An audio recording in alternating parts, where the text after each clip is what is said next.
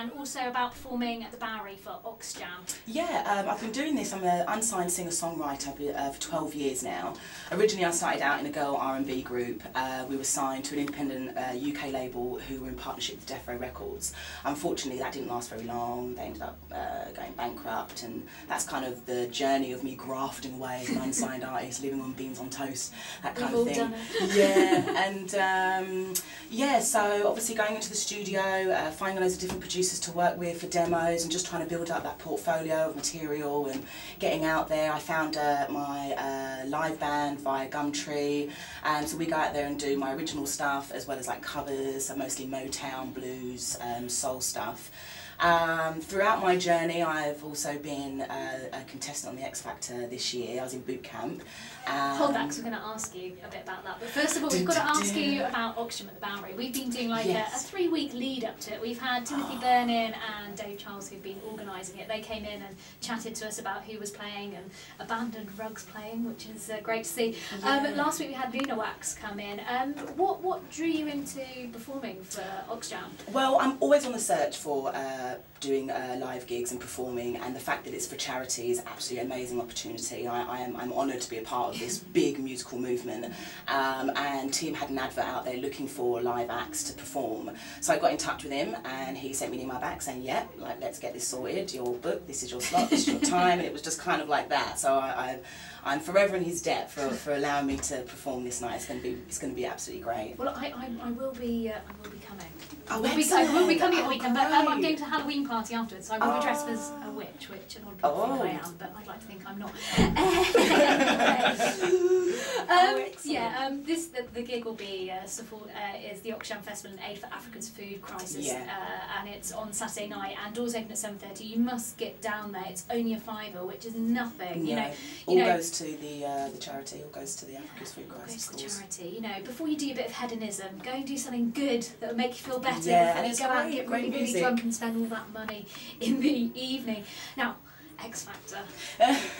Where did this journey start? Well, because I've been doing this for 12 years, I think you kind of reach a place in that journey where I thought, you know, this is a direction I'm going to have to take, and it was a great experience. I thoroughly enjoyed it, meeting the judges, even just getting their opinions on my vocals. But yeah, so I applied and did all the little auditions that kind of lead up to the big audition for the judges, and had some really good feedback. And I think for me, because they gave me good feedback on my performance, I mean, if they had given me negative feedback, I could have gone home and worked on that and then gone into boot camp with all this newly improved stuff. But they gave me some really good feedback, so I kind of went into boot camp. I mean, you really don't know what it's like until you're in there. It's not like what you see on TV. It was a wonderful experience, and I thoroughly enjoyed it. And the team. Can you start at the beginning for us? So where did you originally? Where did the audition process start for you? Well, obviously at the end of last year's show they put up on the TV, don't they, to apply. So I applied via application, and then I got a response to come to the first audition for the junior producers in March. And so So was that in London? It's in London, yeah. That was at the O2 in March. I was out in the freezing cold for 8 hours, but I had my Was the queue as big as it looks? It was big, yeah. Okay. Yeah, and people were there from like 4 in the morning right up until we finally went in the afternoon. So it was a long process. So that was in March. There was a few other sort of auditions that you have to do throughout kind of April and June, and then the big audition in front of the So who did judges. you meet when you went for the audition? Did you meet the panel that we see I now? did. Yeah, I did, but I didn't get to see Gary Barlow because he left 10 minutes before I went on, because he was doing the Take That tour. So it was only Louis, Talisa and Kelly that was there, and it's just like so surreal, you know. You wait and you're waiting and you're waiting for this big build up, and especially, you know, I'm a big fan of the show, watching it all these years, and all of a sudden you walk out to that big stage and that crowd goes rah, and you're like, wow, I'm actually here. And then you see them all sort of staring back at you, and it is a bit intimidating, regardless of how many years you've been out there performing live on stage. It is quite an intimidating sort of, oh my goodness. But then you pull yourself back together, and they ask you questions, and I was shaking in my boots. And then, yeah, you get to perform the track. And they stopped it halfway through, and I thought, oh no, what's going to happen? But they gave me some really good feedback, yeah. Really, really good judges. Sorry, Mike, I thought you were going to say something there. No, I won't say a bad word about it. It was a I'm great shattered experience. I'm shattered that you didn't get to meet Gary Barlow. I know. That's what that face was. The second most interesting person. I met him to at carry the boot name camp, Barlow. just not at the audition process, but I did get to meet him at boot camp. But yeah, they were all really lovely. They all gave some really good feedback, yeah. But it again, in boot camp. Where is boot camp? Where did they take you? Oh, I'm going to forget it now. It was at this Selhurst Hotel. I think that's where we were. Okay, so it doesn't go to the houses at those points. I wasn't at the houses at those points. No, I was in the boot camp stages before the judges' houses. So yeah, I was there with Frankie and Misha B and Kitty, and you're all kind of put together, and you're doing all these different workshops, and it was a great experience. I met some really lovely people out of it. It's a shame as well that some people that have really good talent, because there was a big cut, there was a twist, wasn't there, at the beginning, where a lot of people didn't even get to do some of the workshops, and there was some really good talent in that. So it was a shame that they didn't get to show off their vocals, but that's X Factor. There's twists and turns. And do the producers nudge you a little bit to kind of maybe have a little bit more drama with your colleagues? No. Maybe just encourage you to have a few more drinks, or no. point out. Do you know what, the welcome party that they did for us? I kind of went to bed quite early because I didn't know what to expect. When I thought, you know, they're going to either have us up at 5 or 6 in the morning.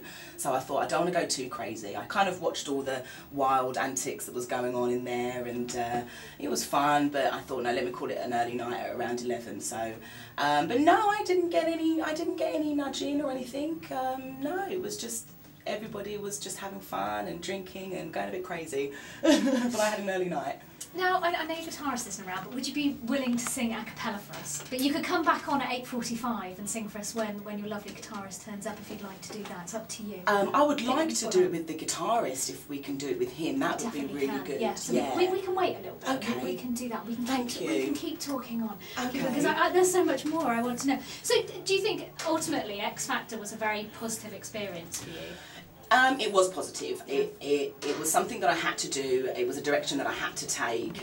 It definitely opened up my eyes. I mean, I'm 29 and I have a little boy, so I'm not really kind of out there on the circuit in terms of clubbing and things like that. Whereas a lot of the contestants are young, and it was just it was an eye opener in terms of how some individuals do act in front of cameras. And I guess the fame-hungry individuals can kind of be a bit. That was quite scary, wasn't it? It was quite a lot. For me, it was kind of like because I'm not only a singer, but I'm a songwriter, and my singing career is important to me to be credible, to have good music that sends out positive messages and inspires and influences people, and yeah, there were certain individuals that obviously wasn't at the top of their priority list. They just wanted to have fun and be a bit reckless, but in good standing, in a good way. Anyway, enough about X Factor. I want to know more about you. Now, you said you're a singer-songwriter. Yeah. I was asking Shaliza this earlier.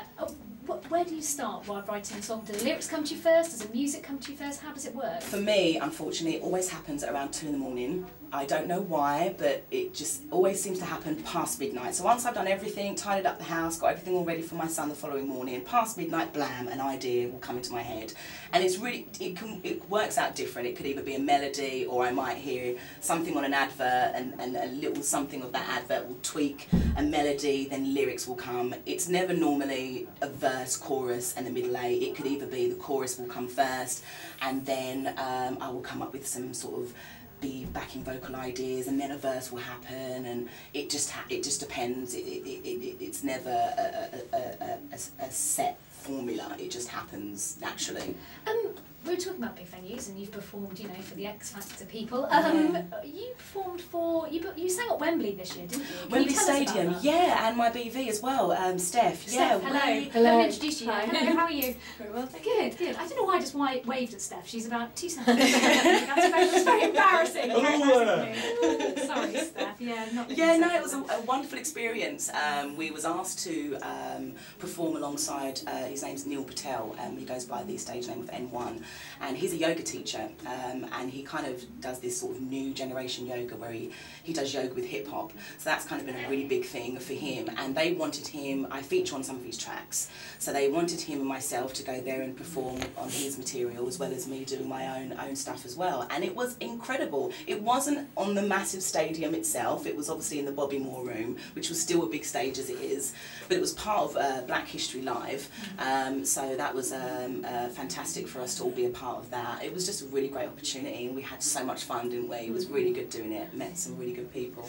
We're running out of time, but Okay. we're going to bring you back at Okay. 8:45. So Thank you for the having turret me. That's all right. Cool. Can you, if I can't tune in at 8:45, and I wanted to find you now, where do I need to look for you? Okay, you can find all my information on www.reverbnation.com/Dani Clay. That's all my original material, my biography, videos, live performances, as well as obviously search for me on Facebook, which is Dani Clay.